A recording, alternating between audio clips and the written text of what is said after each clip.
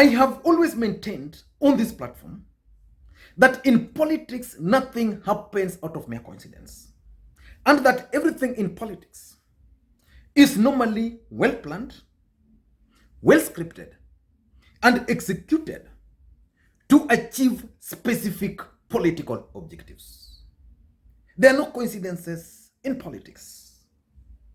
James Orengo's fate around Raila Odinga is sealed. In the last 2 days, we've had heated debates in Parliament over the Building Bridges Initiative Bill. And that debate has exposed sharp divisions within the ODM party. And none other than Moses Kuria pointed out something. Let me just read for you what Moses Kuria said. Dear my friend Raila Odinga, it is now clear we have ODM led by Junet, Mbadi, and Opiyo Wandayi, and ODM Asili led by James Orengo, Otinda Molo, and Okongo Omogeni. If you need help sorting this mess, you have my number. So Moses Kuria is talking of division within ODM party, which is true. But I don't understand why he's offering to sort out this mess for Raila Odinga.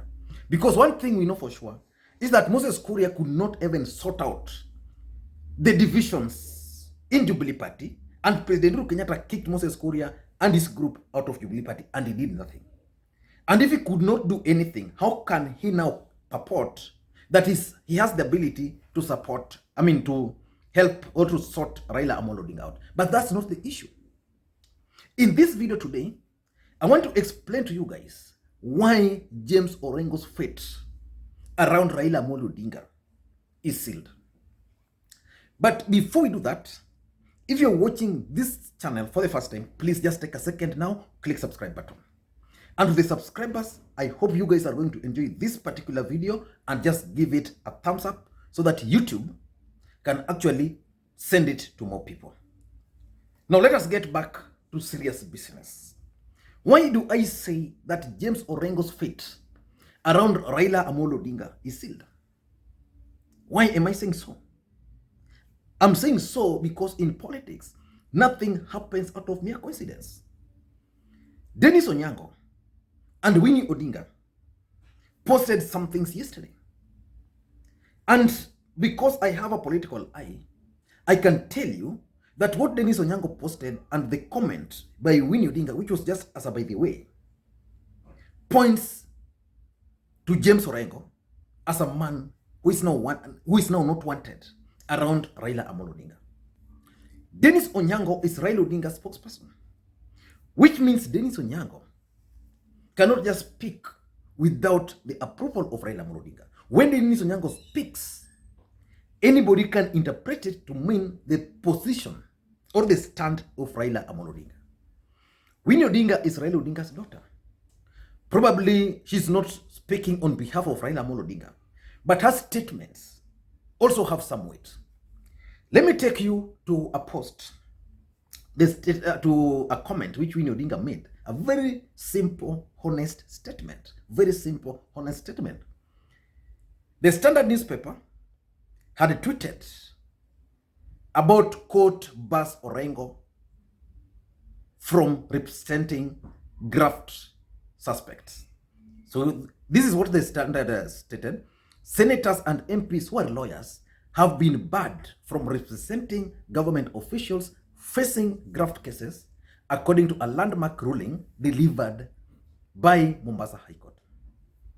Then Winnie Odinga responded, made a comment, very polite comment, finally, and she clapped.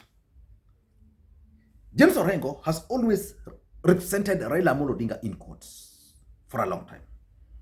He's the legal face of Raila Odinga. Why would Winnie clap or celebrate something like this? I took it to be normal, but when I saw what Dennis Onyango was posting, then I realized and concluded that James Orengo's fate around Raila is sealed. This is what Dennis Onyango posted. Demagogues have had their years. indeed decades, discussing politics in flawless English and legal jargons on the floor and public rallies. It is time for a different path. This statement is referring to James Orengo. Initially, I thought even Otienda Molo is included, but Otienda Molo is just serving his first term, so he's not part of the decades. So the truth of the matter is that this division within the ODM party, and if I were to advise Raila Odinga, I'd look for a solution around this. Because number one, there are people around the deep states and even the people around the deputy president who've always wanted division. We know that divisions has always been in ODM party, but they've never exploded.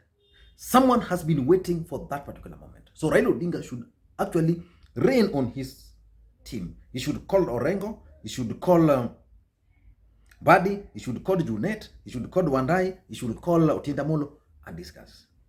That's number one. Number two, the other fact is that James Orengo and Otienda Molo are the face of Raila Amolo Odinga when it comes to legal matters. So calling them demagogues, in my considered opinion, is way too low. Too low. So at least there ought to have been some kind of restraint in terms of the kind of reference, like how do you call Orengo? How do you refer to Orengo as a demagogue? But it doesn't end there. I want to explain to you why Orengo's fate is actually sealed. Just listen to me. Then Dennis Onyango then made another post that Jomo Kenyatta never spoke flawless English. Nobody knows where he stood ideologically. Nobody knew his high school or university faculty. But he ruled Kenya for 15 years. Arap Moi did not approach us in flawless English. He never told us what his ideologies were. He never told us what his high school was or which faculty he was in. He ruled for 24 years. He's proceeding that Moi Kibaki never approached us with flawless English. He never even spoke of his university years. Orengo and the group always remind Kenyans of their past years in this university.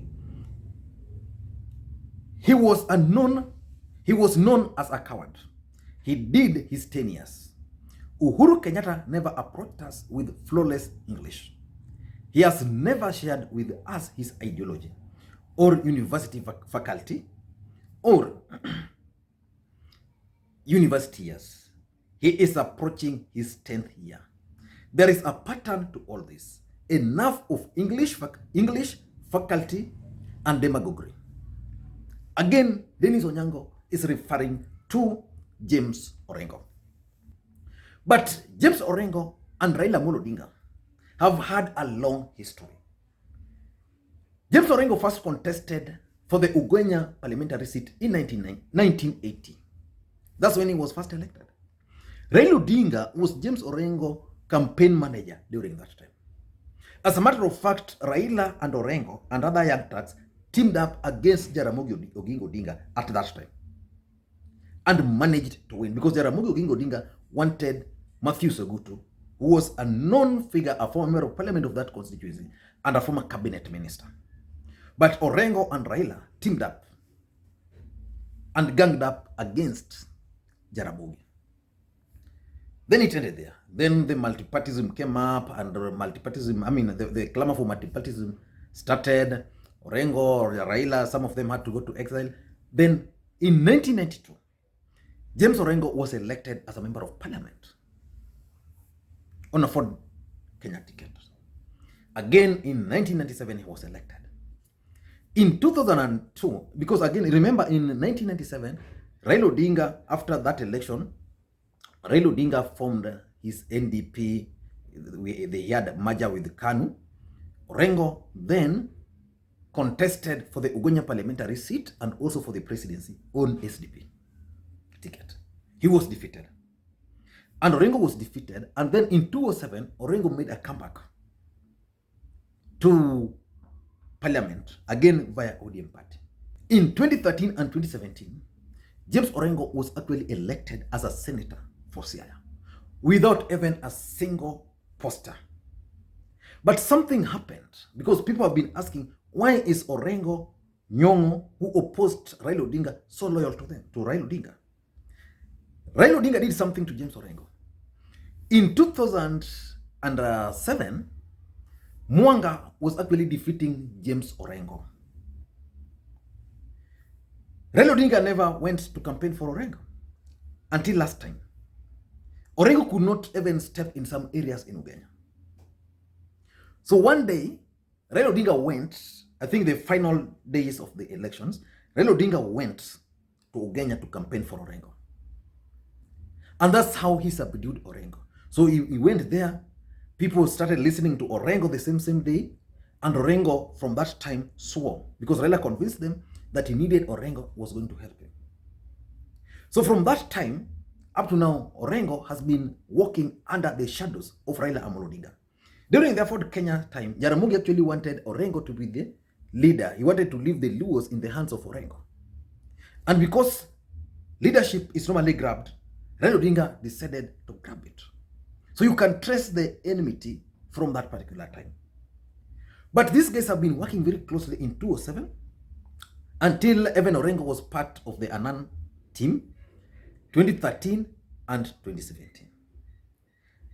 Orengo was part of the team during the Okoa Kenya, the co-chair of the Okoa Kenya, and Orengo is currently the minority leader at the National Assembly, courtesy of Raila Odinga. So why would someone call Orengo a demagogue? It's because of interest, political interest. And I'm certain, probably Raila Odinga did not approve the term demagogue. But whatever Dennis Onyango posted there is the thinking of Raila Odinga. So in this contest, pitting Orengo, pitting Otienda Molo on one side, and pitting Opiyo Wandayi, Junet Mohammed, and others on the other side, I can tell you for sure that Raila Odinga is on the side of Opiyo Wandayi, of Junet Mohammed, of John Mbadi. That's one thing I want you to take to the bank. Probably because of other factors, which Dennis Onyango is actually talking about, that we must change strategy. The fact of the matter is that the division which is currently being experienced on the BBI is because of the additional constituencies. And the other team is saying that when they were negotiating for more constituencies, they put their demands. Orengo, who was part of that team, never even made a statement on constituencies. In fact, they are saying that James Orengo was concerned only with the two things in the constitution: the independence of the judiciary, which he achieved, and he was also very keen on the ombudsmanship. Only those two. The ombudsman. Those are the only two things James Orengo was interested in. But why do I believe that James Orengo's fate around Raila Odinga has been sealed? Number one, those around Raila Odinga, Orengo is also one of the guys, they strongly believe that Orengo is trying to incite ODM supporters against the Building Bridges Initiative process. President Uhuru Kenyatta and Raila Odinga are keen on the Building Bridges Initiative process.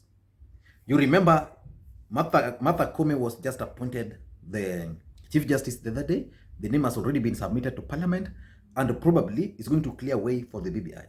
On the other side, IBC, the four commissioners the four vacant commissioners are going to be filled. So basically, Raila and Uhuru are keen on the Building Bridges Initiative process, and they would not want a situation where ODM is seen to be inciting their supporters against the BBI, because they believe that for the BBI to pass, the ODM support base must be united. I listened to Otienda Molo's speech on the floor of the House. I listened to James Orengo's speech on the floor of the House. They are also in agreement that the Building Bridges Initiative bill should actually pass the way it is. But they are just raising some concerns. And those around Raila Odinga believes that those concerns should not be raised now. The work of Parliament is either to vote for the document or reject. Vote yes or no. So, number one, they feel Orengo is inciting the ODM supporters. Number two, points to Raila Odinga's change in strategy.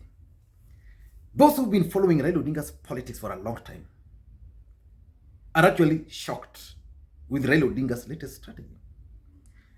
Probably Raila Odinga has been assured by President Uhuru Kenyatta, because I've also been told so, that the president is going to support him.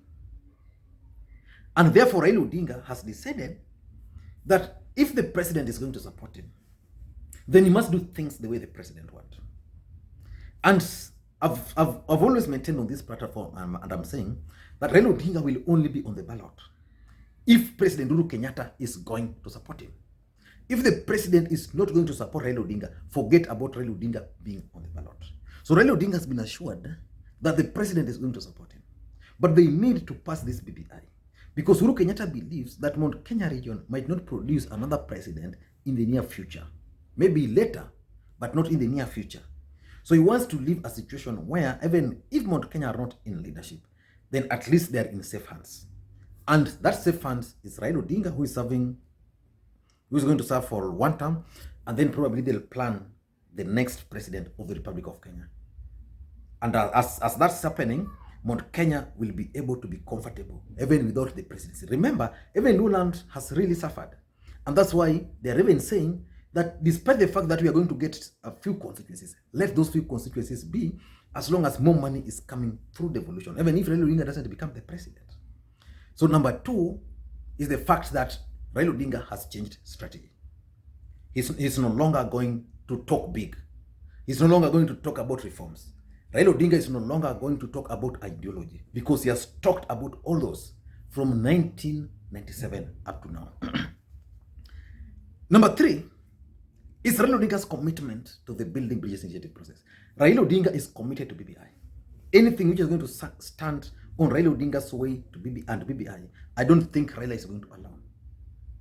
Orengo, Okongo Mugeni, Otinda Molo are the legal minds around Raila Odinga. Probably there's some things they are seeing which Raila Odinga is not seeing. Or probably they are speaking as lawyers. They believe that they are advising as lawyers. But they're not considering the fact that Raila Odinga has committed to the PBI. Raila Odinga has his legal advisor, who is Paul Mwangi. Paul Mwangi has always been on TV, very vocal, even on Twitter, on Facebook, explaining that what they need as things stand today in BBI is members of parliament passing the bill the way it is, or rejecting it the way it is, because parliament should not be allowed to make any amendments, because someone can easily go to court based on those amendments, and that's going to scuttle the Building Bridges Initiative process. Personally, I've never understood what a seat which is in that BBI, which Raila Odinga is pushing for so hard, to an extent that is even willing to compromise or to sacrifice James Orengo and Otinda Molo. And lastly, they also believe that Orengo and the group are actually inciting the Luo members of parliament against Raila Amolo Odinga and against the Building Bridges Initiative process. As we speak today, and I've spoken to at least 3 members of parliament from Lowland. I spoke to 3. That was before, I think on Monday. On Monday or Tuesday, I spoke to 3 of them. And they were telling me that they have a lot of reservations about the Building Bridges Initiative process. Not because of anything, because they believe whatever Orengo is saying is true.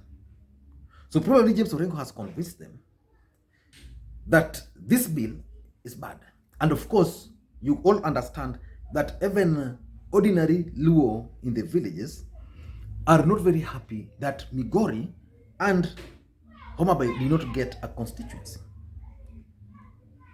So the fact is, this belief that Orengo is actually inciting the members of parliament and senators from Lowland or from ODM in general to reject this bill or to pass it with amendments.